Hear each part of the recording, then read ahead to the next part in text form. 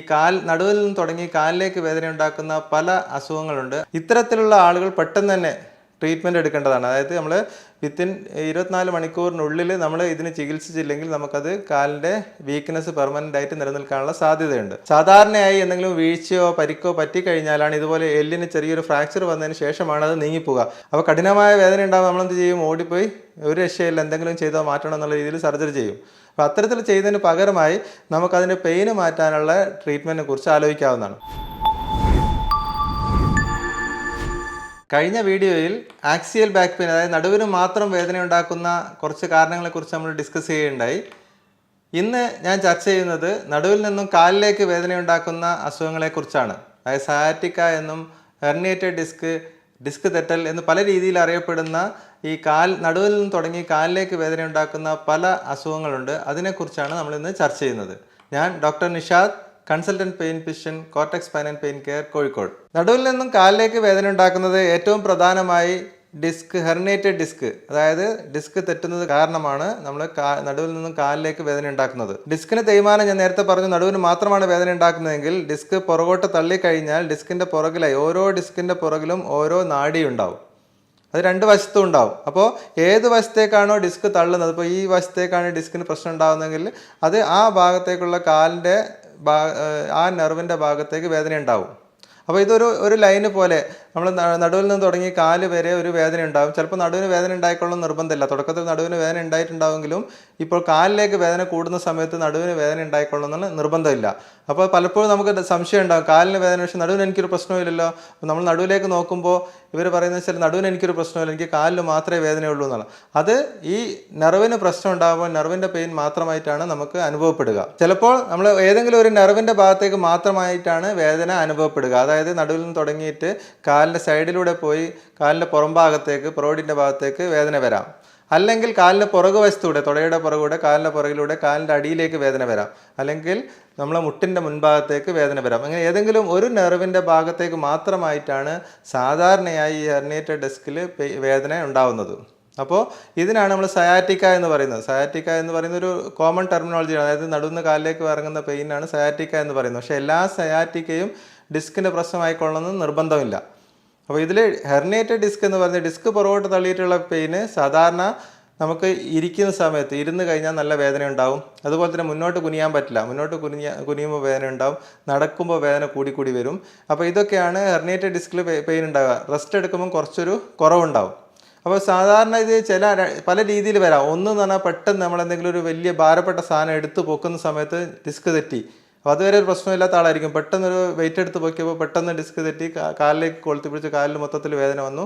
അപ്പോൾ തീരെ നടക്കാൻ പോലും പറ്റാത്ത അവസ്ഥയിലായിരിക്കും ചിലപ്പോൾ സ്റ്റാർട്ടിങ്ങിലുണ്ടാവുക. വേറെ ചില ആളുകൾക്ക് മെല്ലെ ആദ്യം നടുവേദന ഉണ്ടായി, പിന്നെ കുറച്ച് കഴിഞ്ഞ് മെല്ലെ കാലിലേക്ക് ചെറിയൊരു കടച്ചിൽ പോലെ ഇറങ്ങി അത് കൂടി വരുന്ന രീതിയിൽ വരാം. അപ്പോൾ ഈ രണ്ട് രീതിയിലും നമുക്ക് ഹെർണിയേറ്റഡ് ഡിസ്ക് പ്രസൻറ്റ് ചെയ്യാം. ഒന്ന് ഡിസ്കിൻ്റെ തേയ്മാനം കൊണ്ടായിരിക്കും, ഒന്ന് പെട്ടെന്നുണ്ടാകുന്ന വെയിറ്റ് എടുത്ത് പൊക്കുന്നതുകൊണ്ട് പെട്ടെന്ന് ഡിസ്ക് തള്ളുന്നതുകൊണ്ടായിരിക്കാം. അപ്പോൾ ഇത് രണ്ടും നമുക്ക് കാലിലേക്കാണ് പ്രധാനമായിട്ട് വേദന ഉണ്ടാക്കുക. ഇതിൻ്റെ കൂട്ടത്തിൽ ഈ തരിപ്പ്, അതുപോലെ തന്നെ ചെറിയ പിൻസ് ആൻഡ് നീഡിൽ സെൻസേഷൻ, അപ്പോൾ അത്തരത്തിലുള്ള ടിംഗ്ലിംഗ് എന്ന് പറഞ്ഞ സെൻസേഷൻ ഇതൊക്കെ ഉണ്ടാവും. ചിലപ്പോൾ വീക്ക്നെസ് ഉണ്ടാവാം, അതായത് പാദം പൊക്കാൻ പറ്റാത്ത അവസ്ഥ, അല്ലെങ്കിൽ കാല് മൊത്തത്തിൽ തളർന്നു പോകുന്ന അവസ്ഥ, അതും അല്ലെങ്കിൽ വയറ്റിന്ന് പോകാനോ മൂത്രമൊഴിക്കാനൊക്കെയുള്ള ബുദ്ധിമുട്ട്. അതിന് നമ്മൾ കോഡ ഇക്വിനസ് സിൻഡ്രോം, അതായത് കാലിലേക്കുള്ള തളർച്ചയും അതിനോട് കൂടെ തന്നെ നമുക്ക് വയറ്റിന്ന് പോകായിക, അല്ലെങ്കിൽ മൂത്രം അറിയാതെ പോകുക, ഇങ്ങനത്തെ പ്രശ്നങ്ങൾ, അതൊരു എമർജൻസിയാണ്. ഞാൻ നേരത്തെ എൻ്റെ വീഡിയോയിൽ പറഞ്ഞതുപോലെ അതൊരു റെഡ് ഫ്ലാഗ് ആണ്. ഇത്തരത്തിലുള്ള ആളുകൾ പെട്ടെന്ന് തന്നെ ട്രീറ്റ്മെൻറ്റ് എടുക്കേണ്ടതാണ്. അതായത് നമ്മൾ വിത്തിൻ 24 മണിക്കൂറിനുള്ളിൽ നമ്മൾ ഇതിന് ചികിത്സിച്ചില്ലെങ്കിൽ നമുക്കത് കാലിൻ്റെ വീക്ക്നെസ് പെർമനൻ്റ് ആയിട്ട് നിലനിൽക്കാനുള്ള സാധ്യതയുണ്ട്. അപ്പോൾ അതൊരു എമർജൻസിയാണ്. അപ്പോൾ അതല്ലാതെ ഉള്ള ഹെർണിയേറ്റഡ് ഡിസ്ക്, അതായത് ഈ കോഡ ഇക്വിനസ് സിൻഡ്രോം ഞാൻ നേരത്തെ ഈ പറഞ്ഞ പ്രശ്നങ്ങളൊന്നും ഇല്ലാത്ത ഹെർണിയേറ്റഡ് ഡിസ്ക് നമുക്ക് എമർജൻസി ഇല്ല, നമുക്ക് പേടിക്കേണ്ട ആവശ്യമില്ല. കാരണം ഇതിൽ 90% ആളുകൾക്കും 3 മാസത്തിനുള്ളിൽ മാറും. ഈ ഹെർണിയേറ്റഡ് ഡിസ്കിൻ്റെ ഏറ്റവും വലിയ പ്രത്യേകത അതാണ്. അപ്പോൾ ഇത്രയും സിവിയർ പെയിനായിട്ട് നടുവെന്ന് കാലിലേക്കൊക്കെ വേദനയായിട്ട് വരുമെങ്കിലും ഒരു 90% ആളുകൾക്കും അതൊരു 6 ആഴ്ച മുതൽ ഒരു 3 മാസം വരെയുള്ള സമയം കൊണ്ട് അത് പൂർണ്ണമായിട്ട് മാറും. അപ്പോൾ നമുക്ക് ആ സമയം കൊടുക്കണം. അതാണ് ഏറ്റവും പ്രധാനം. ഒരു സർജറി ചെയ്യുന്നതിന് മുന്നേ ആയിട്ട് നമ്മൾ ഇത്തരത്തിലുള്ള മറ്റുള്ള ട്രീറ്റ്മെൻറ്റ് എടുത്തിട്ട് അതിനുള്ള സമയം കൊടുക്കുക എന്നുള്ള, ശരീരത്തിന് അത് റിപ്പയർ ചെയ്യാനുള്ള സമയം കൊടുക്കണം. ഇനി ഒന്നാമത്തെ കാരണം ഹെർണിയേറ്റഡ് ഡിസ്ക് ആണ്. രണ്ടാമത്തെ കാരണം ഈ ഭാഗത്ത് നമ്മൾ ഇതിൻ്റെ പുറകിൽ നമുക്ക് കാണാം, ഡിസ്കിൻ്റെ പുറകിൽ ഈ നെർവ് പോകുന്ന സ്ഥലമുണ്ട്. അപ്പോൾ അതിന് സ്പേസ് കുറയും. ഇപ്പോൾ ഒന്നുകിൽ ഹെർണിയേറ്റഡ് ഡിസ്ക് പുറകോട്ട് തള്ളുമ്പോൾ ആ ഞരമ്പിന് പോകാനുള്ള സ്പേസ് കുറയുകയാണ്. അതുപോലെ തന്നെ ഡിസ്കിൻ്റെ പുറകിലുള്ള ഈ ജോയിൻറ്റിൻ്റെ പ്രശ്നം കാരണമോ തേയ്മാനം കാരണമോ അല്ലെങ്കിൽ അതിൻ്റെ ഉള്ളിലുള്ള മറ്റുള്ള സ്ട്രക്ചേഴ്സിൻ്റെ വലിപ്പം കാരണമോ ആ ഭാഗത്ത് സ്പേസ് കുറയും. ഇതിനാണ് നമ്മൾ കനാൽ സ്റ്റിനോസിസ് എന്ന് പറയുന്നത്, ലംബാർ കനാൽ സ്റ്റിനോസിസ്. അതായത് നമുക്ക് ഈ ഞരമ്പ് നിൽക്കുന്ന സ്ഥലം ആ കനാലിൻ്റെ സ്പേസ് കുറയുകയാണ്. അപ്പോൾ സ്പേസ് കുറയുന്ന സമയത്ത് നമുക്ക് ഈ നെർവിൻ്റെ ഭാഗത്തേക്ക് വേദന അനുഭവപ്പെടും. അപ്പോൾ ഈ ലംബാർ കനാൽ സ്റ്റിനോസിൻ്റെ പ്രത്യേകത എന്താണെന്ന് വെച്ചാൽ ഇത് കൂടുതലായിട്ട് കാണുന്നത് പ്രായം കൂടുതലുള്ള ആൾക്കാരിലാണ്. വളരെ അപൂർവമായിട്ടേ ചെറിയ പ്രായത്തിൽ കാണുള്ളൂ. അപ്പോൾ പ്രായം കൂടുതലുള്ള ആൾക്കാരിൽ നടുവിന് കാര്യമായ വേദനയോ കാര്യങ്ങളോ ഒന്നും ഉണ്ടാവില്ല. അവർ നടക്കാൻ തുടങ്ങുമ്പോൾ കാലിലേക്ക് വേദന വരും. മിക്കവാറും 2 കാലിലേക്കും തന്നെ വേദന വരും. അപ്പോൾ കുറച്ച് നേരം നടക്കുമ്പോൾ വേദന വരും. അപ്പോൾ എന്ത് ചെയ്യും? അവിടെ ഇരിക്കണം. ഇരുന്ന് കഴിഞ്ഞാൽ വേദന പോവും. പിന്നെയും കുറച്ച് ദൂരം നടക്കാൻ പറ്റും, പിന്നെ ഇരുന്ന് കഴിഞ്ഞാൽ വേദന പോകും. അപ്പോൾ ഇത്തരത്തിൽ നടക്കാൻ പറ്റാത്തൊരവസ്ഥ നമ്മൾ ക്ലോഡിക്കേഷൻ എന്ന് പറയുമ്പോൾ കുറച്ച് നേരം നടന്നു കഴിഞ്ഞാൽ വേദന വരും, അന്നേരം റെസ്റ്റ് എടുത്തു കഴിഞ്ഞാൽ വേദന പോകും, രാവിലെ എണീക്കുമ്പോൾ ഒന്നും ഒരു പെയിൻ ഉണ്ടാവില്ല, കിടന്നു കഴിഞ്ഞാൽ ഒരു വേദന ഉണ്ടാവില്ല.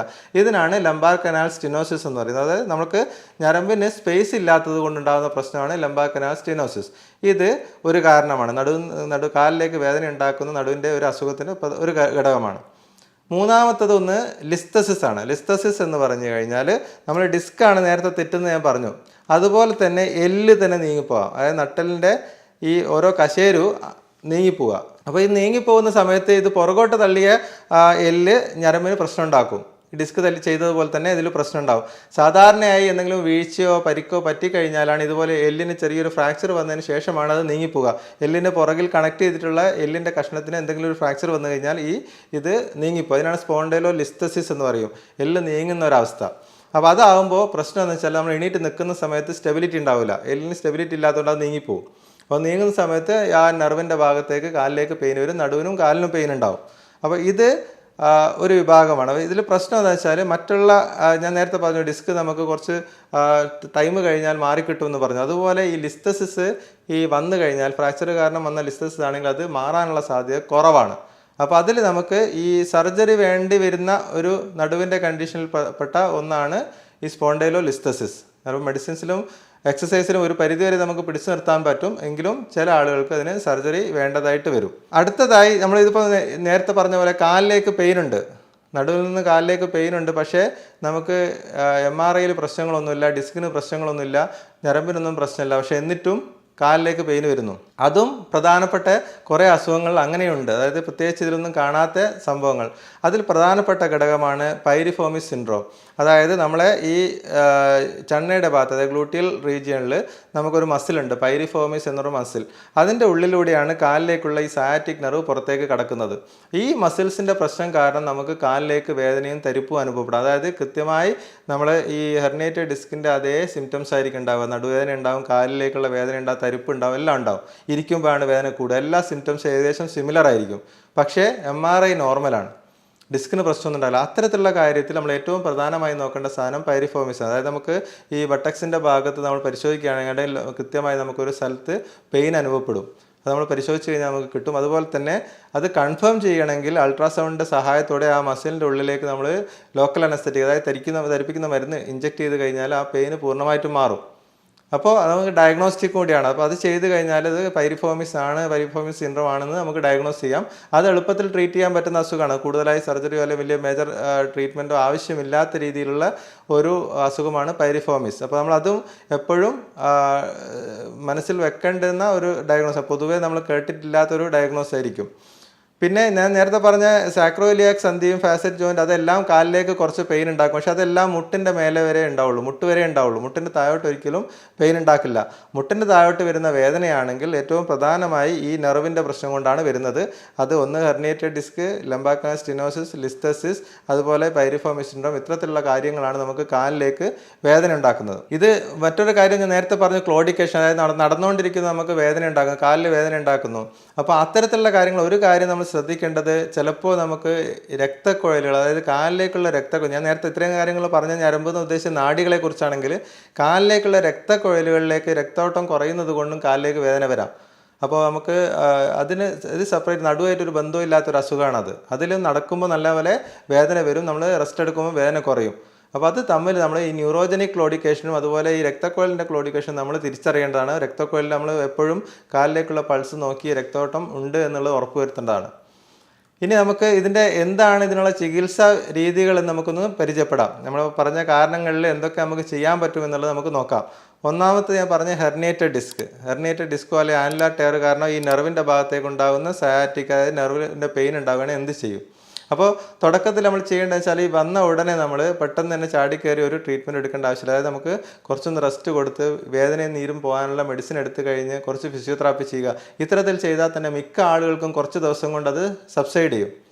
അപ്പോൾ അത്തരത്തിൽ സബ്സൈഡ് ചെയ്യാത്ത ആളുകൾക്ക് മാത്രമേ നമ്മൾ ഫർദർ ട്രീറ്റ്മെൻറ്റിനെ കുറിച്ച് ആലോചിക്കേണ്ട ആവശ്യമുള്ളൂ. ചിലപ്പോൾ ആളുകൾക്ക് എന്താ പ്രശ്നം എന്ന് വെച്ചാൽ നല്ല സിവിയർ പെയിൻ ആയിരിക്കും. നമ്മൾ ഇതൊന്നും എടുത്തു കഴിഞ്ഞാലോ, ഇപ്പോൾ സാധാരണ പെയിൻ കില്ലർ കഴിച്ചാലോ അല്ലെങ്കിൽ ഫിസിയോതെറാപ്പി ചെയ്താലോ ഒന്നും വേദന മാറില്ല, നല്ല കഠിനമായ വേദന ഉണ്ടാവും. അപ്പോൾ കഠിനമായ വേദന ഉണ്ടാകുമ്പോൾ നമ്മളെന്ത് ചെയ്യും? ഓടിപ്പോയി ഒരു രക്ഷയില്ല, എന്തെങ്കിലും ചെയ്താൽ മാറ്റണം എന്നുള്ള രീതിയിൽ സർജറി ചെയ്യും. അപ്പോൾ അത്തരത്തിൽ ചെയ്തതിന് പകരമായി നമുക്കതിൻ്റെ പെയിന് മാറ്റാനുള്ള ട്രീറ്റ്മെൻറ്റിനെ കുറിച്ച് ആലോചിക്കാവുന്നതാണ്. അപ്പോൾ അത്തരത്തിലുള്ള ആളുകൾക്ക് നമുക്ക് നേരെ എക്സ്റേയുടെ ഗൈഡൻസ് നോക്കി ആ നെർവ് ഏത് നെർവിലാണോ നീരിറങ്ങിയിട്ടുള്ളത്, പെയിൻ ഉണ്ടാക്കുന്നത്, ആ നെർവിൻ്റെ അവിടെ റൂട്ട് ബ്ലോക്ക് കൊടുക്കാൻ പറ്റും. അവിടെ നേരിട്ട് തരിപ്പിക്കുന്ന മരുന്നും അതിൻ്റെ കൂടെ സ്റ്റിറോയിഡും ആഡ് ചെയ്ത് കൊടുക്കുകയാണെങ്കിൽ നമുക്കതിൻ്റെ ആ ഇൻഫ്ലമേഷൻ, ആ നെർവിൻ്റെ ഇൻഫ്ലമേഷൻ സെറ്റിൽ ചെയ്യുകയും ആ പെയിന് കുറയുകയും ചെയ്യും. അങ്ങനെ പെയിന് കുറഞ്ഞു കഴിഞ്ഞാൽ നമുക്ക് എക്സസൈസും കാര്യങ്ങളും ചെയ്ത് ബാക്കിൻ്റെ സ്ട്രെങ്ത് വീണ്ടെടുക്കാം. അതാണ് അതിനുള്ള ഒരു മാർഗം. പിന്നെ മറ്റൊരു കാരണം, കുറേ കാലങ്ങളായിട്ടുള്ള പെയിനാണ്, നമുക്ക് കുറച്ച് 5-6 ആഴ്ച കഴിഞ്ഞിട്ടൊന്നും മാറുന്നില്ല. അത്തരത്തിലുള്ള ഹെർണിയേറ്റഡ് ഡിസ്ക് ആണെങ്കിൽ നമുക്കതിൽ 2 രീതിയിൽ ചെയ്യാം. ഒന്ന് പറഞ്ഞാൽ ഓപ്പറേഷൻ ഇല്ലാതെ തന്നെ ഡിസ്ക് ചുരുക്കാനുള്ള ട്രീറ്റ്മെൻ്റ് ഉണ്ട്. അതിൽപ്പെട്ടതാണ് ഓസോൺ ന്യൂക്ലിയോലൈസിസ്. അതായത് ഡിസ്കിൻ്റെ ഉള്ളിലേക്ക് നമ്മൾ ഓസോൺ ഇഞ്ചക്ഷൻ കൊടുക്കുക. അപ്പോൾ ഈ ഓസോൺ ഇഞ്ചക്ഷൻ കൊടുക്കുമ്പോൾ ഡിസ്കിൻ്റെ ഉള്ളിലുള്ള ഹൈഡ്രേഷൻ, അതായത് വെള്ളത്തിൻ്റെ അംശം അത് വലിച്ചു കളയും. ആ സമയത്ത് ഡിസ്ക് ചുരുങ്ങുമ്പോൾ പുറകോട്ട് തള്ളിയ ഭാഗം സ്വാഭാവികമായിട്ടും ഉള്ളിലേക്ക് വലിഞ്ഞു വരും. അതാണ് ഓസോൺ ന്യൂക്ലിയോ, അതായത് ഓപ്പറേഷൻ ഇല്ലാതെ ഡിസ്ക് ചുരുക്കാൻ പറ്റുന്ന രീതിയിലുള്ള ട്രീറ്റ്മെൻറ്റാണ് ഓസോൺ ട്രീറ്റ്മെൻറ്റ്. അപ്പോൾ അതിലും നിൽക്കുന്നില്ല. അപ്പോൾ അത്തരത്തിലുള്ളതൊന്നും പറ്റുന്നില്ല. നമുക്ക് എല്ലാ ഡിസ്കിനും ചിലപ്പോൾ ഓസോൺ പറ്റിക്കൊള്ളുന്നില്ല. അപ്പോൾ അങ്ങനെ പറ്റാത്ത എക്സ്ട്രൂഡ് ആയിട്ടുള്ള ഡിസ്ക്കാണ് ഈ പറഞ്ഞ രീതിയിൽ ഇഞ്ചക്ഷനും അതുപോലെ തന്നെ ഫിസിയോതെറാപ്പി, എക്സസൈസ് എല്ലാം ചെയ്തിട്ട് മാറാത്തതാണെങ്കിൽ നമുക്ക് ചിലപ്പോൾ സർജറി വിഭാഗത്തിലേക്ക് പോകേണ്ടി വരും. സർജറിയിൽ തന്നെ നമുക്ക് അധികം റിസ്ക് ഇല്ലാത്ത രീതിയിലുള്ള എൻഡോസ്കോപ്പി ഡിസ്കെക്ടമി, ചെറിയ നേരിട്ട് ഫൊറാമലിൽ പോയി ആ ഡിസ്ക് തള്ളിയ ഭാഗം മാത്രം ട്രീറ്റ് ചെയ്യുന്ന രീതിയിലുള്ള എൻഡോസ്കോപ്പി ഡിസ്കെക്ടമി ഉണ്ട്. അത് ചെയ്ത് കഴിഞ്ഞാൽ നല്ലപോലെ മാറ്റം ഉണ്ടാവും. ഇതിനും മാറ്റമില്ലാത്ത അല്ലെങ്കിൽ അതിനും പറ്റാത്ത ആളുകൾക്ക് മാത്രമേ മറ്റുള്ള ഓപ്പൺ സർജറിയെക്കുറിച്ച് ആലോചിക്കേണ്ട ആവശ്യമുള്ളൂ. അതും 6 ആഴ്ചയെങ്കിലും മിനിമം വെയിറ്റ് ചെയ്തതിന് ശേഷം മാത്രമേ നമ്മൾ സർജറിയെക്കുറിച്ച് ആലോചിക്കാവുള്ളൂ. കാരണം പ്രത്യേകിച്ച് റെഡ് ഫ്ലാഗ്സ് ഒന്നും ഇല്ലെങ്കിൽ, വീക്ക്നെസ്സോ കാര്യങ്ങളോ ഒന്നും ഇല്ലാത്ത ആളുകളാണെങ്കിൽ മിനിമം 6 ആഴ്ചയെങ്കിലും നമ്മൾ വെയിറ്റ് ചെയ്തതിന് ശേഷം മാത്രമേ സർജറിയെക്കുറിച്ച് ആലോചിക്കേണ്ട ആവശ്യമുള്ളൂ. അപ്പോൾ ഇതാണ് ഹെർണിയേറ്റഡ് ഡിസ്ക്. പക്ഷേ ലംബാർ കനാൽ സ്റ്റെനോസിസിൽ യൂഷ്വലി നമ്മൾ മെഡിസിൻസ്, അതായത് നെർവിൻ്റെ രക്തോട്ടം റെഡിയാക്കാനുള്ള മെഡിസിനും അതിൻ്റെ കൂടുതൽ എക്സസൈസും കാര്യങ്ങളും ചെയ്ത് കഴിഞ്ഞാൽ തന്നെ ഒരു പരിധി വരെ നമുക്ക് സമാധാനമുണ്ടാവും. നമ്മൾ ആ ഭാഗത്തേക്കുള്ള ഇഞ്ചക്ഷൻസും കാര്യങ്ങളൊക്കെ താൽക്കാലികമായിട്ടുള്ള ശമനം മാത്രമേ ഇതിൽ നൽകുള്ളൂ. അപ്പോൾ ചിലപ്പോൾ ചെറിയ മൈൽഡ് സ്റ്റിനോസിസ് ആണെങ്കിൽ ഇഞ്ചക്ഷൻ കൊടുത്തു കഴിഞ്ഞാൽ കുറേ കാലത്തേക്ക് സമാധാനം ഉണ്ട്. അതിൻ്റെ കൂടുതൽ നമുക്ക് എക്സസൈസൊക്കെ ചെയ്യാവുന്നതാണ്. പക്ഷേ സിവിയർ കനാൽ സ്റ്റെനോസിസ് ആണെങ്കിൽ, ലംബാർ കനാൽ സ്റ്റെനോസിസ് ആണെങ്കിൽ നമുക്കതിന് സർജറി മാത്രമേ മാർഗമുള്ളൂ. അപ്പോൾ അത് ആ രീതിയിൽ 2 കാലിലേക്കും ക്ലോഡിക്കേഷൻ തീരെ നടക്കാൻ പറ്റാത്ത അവസ്ഥയാണെങ്കിൽ സർജറിയെക്കുറിച്ച് ആലോചിക്കേണ്ടി വരും. അപ്പോൾ അതിന് മുന്നേയുള്ള എല്ലാ സ്റ്റേജിലും നമുക്ക് എക്സസൈസും കാര്യങ്ങളുമായിട്ട് നമുക്ക് മെഡിസിനുമായിട്ട് നമുക്ക് മുന്നോട്ട് പോകാവുന്നതാണ്. പൈരിഫോമിസ് നേരത്തെ പറഞ്ഞ പോലെ ഇഞ്ചക്ഷനും അതുപോലെ ഫിസിയോതെറാപ്പിയും ചെയ്ത് കഴിഞ്ഞാൽ നല്ലപോലെ മാറ്റം വരുന്ന ഒരു കണ്ടീഷനാണ്. അത് ചെയ്ത് എക്സസൈസ് ചെയ്യുകയാണെങ്കിൽ പൂർണ്ണമായിട്ട് മാറുന്ന രീതിയിലുള്ള ഒരു അസുഖമാണ് പൈരിഫോമിസ്. അപ്പോൾ ഇത്തരത്തിൽ നടുവിൽ നിന്ന് കാലിലേക്ക് വേദന ഉണ്ടാക്കുന്ന പലതരത്തിലുള്ള അസുഖങ്ങളുണ്ടെങ്കിലും നമുക്ക് അത് നോക്കി എന്താണെന്ന് കണ്ടുപിടിച്ച് ആ രീതിയിലുള്ള ട്രീറ്റ്മെൻറ്റ് ചെയ്ത് കഴിഞ്ഞാൽ പൂർണ്ണമായി മാറ്റിയെടുക്കാവുന്നതാണ്. ഞാൻ ഇതുവരെ പറഞ്ഞ നടുവേദനയോ അല്ലെങ്കിൽ നടുവിൽ നിന്ന് കാലിലേക്ക് വരുന്ന വേദനയോ ബന്ധപ്പെട്ട എന്തെങ്കിലും സംശയങ്ങൾ നിങ്ങൾക്കുണ്ടെങ്കിൽ തീർച്ചയായും കമൻറ്റ് ബോക്സിൽ കമൻറ്റ് ചെയ്യേണ്ടതാണ്. ഞാൻ തീർച്ചയായും മറുപടി നൽകും. മറ്റൊരു വീഡിയോയുമായി വീണ്ടും കാണാം.